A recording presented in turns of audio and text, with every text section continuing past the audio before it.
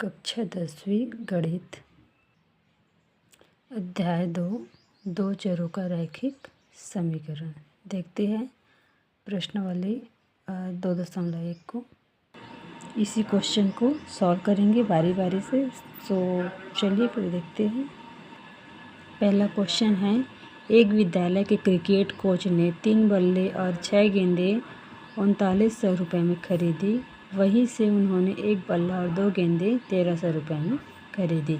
तो चलिए देखते हैं कि क्रिकेट कोच ने 3 बल्ले और 6 गेंदें कितने रुपए में खरीदे। इसके लिए हम तो चलिए दोस्तों देखते हैं। माना बल्ले का मूल्य x रुपये और गेंद का मूल्य y रुपये।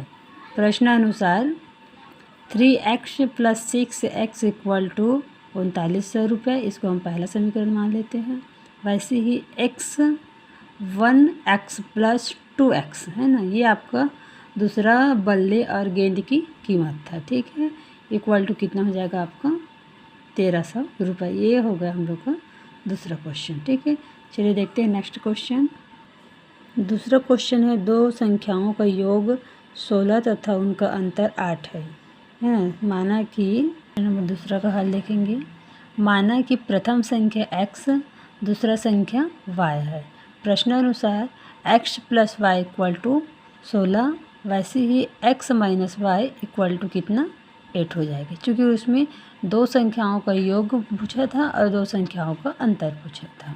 ठीक है दोस्तों, चलिए देखते हैं अब नेक्स्ट क्वेश्चन। एक फल की दुकान पर 2 किलोग्राम सेब तथा 1 किलोग्राम अंगूर का मूल्य 160 रुपये था। उसी दुकान पर 4 किलोग्राम सेब व 2 किलोग्राम अंगूर का मूल्य 300 रुपये था, है ना।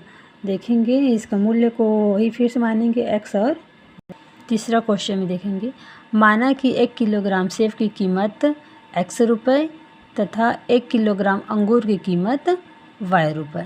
प्रश्नानुसार देखेंगे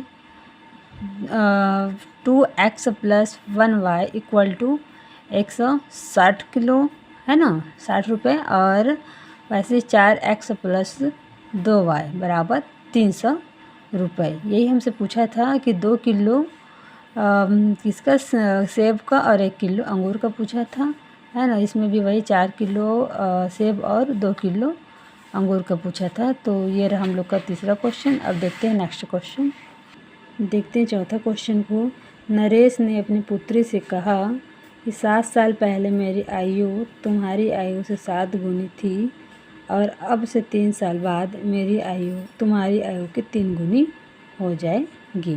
अब देखेंगे इसमें फिर से वही मानना पड़ेगा कि नरेश की आयु कितनी है और उसकी पुत्री की आयु। क्वेश्चन नंबर 4 के आंसर देखेंगे। माना नरेश की वर्तमान आयु x वर्ष, पुत्री की वर्तमान आयु y वर्ष।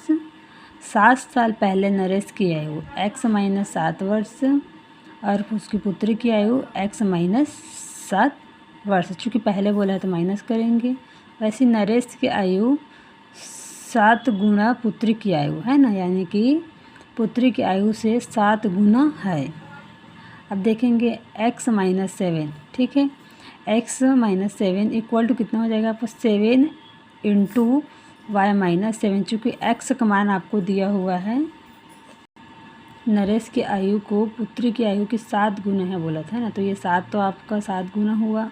पुत्री की आयु क्या माने थे हम लोग y - 7, है ना। इसको सॉल्व करेंगे तो क्या हो जाएगी आपका, इसका मल्टीप्लाई करेंगे 7y - 7 × 49।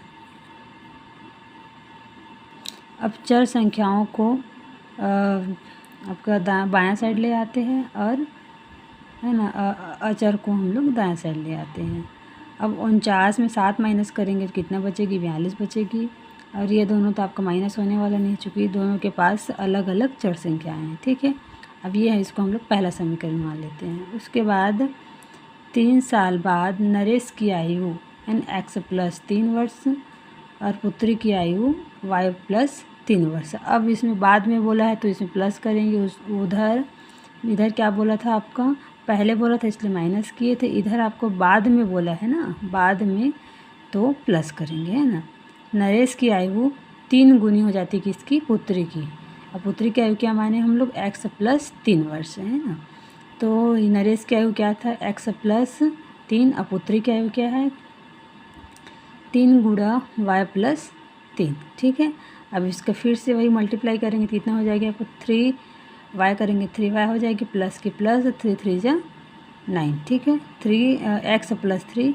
अब देखेंगे इधर, अब फिर वही करेंगे, इधर आपका चर संख्याओं को एक साइड और अचर संख्याओं को एक साइड ले आएंगे तो 9 में 3 जाएगी तो 6 बचेगी, और x माइनस 3y इधर रहेगी, है ना। अब इस तरह से हमारे दोनों समीकरण प्राप्त होगा, क्या है कि x minus 7y equal to -42 है ना, x माइनस 3y बराबर 6। धन्यवाद दोस्तों, इस वीडियो में इतना ही। देखेंगे नेक्स्ट वीडियो में इसकी और अलग जो पार्ट है उसको।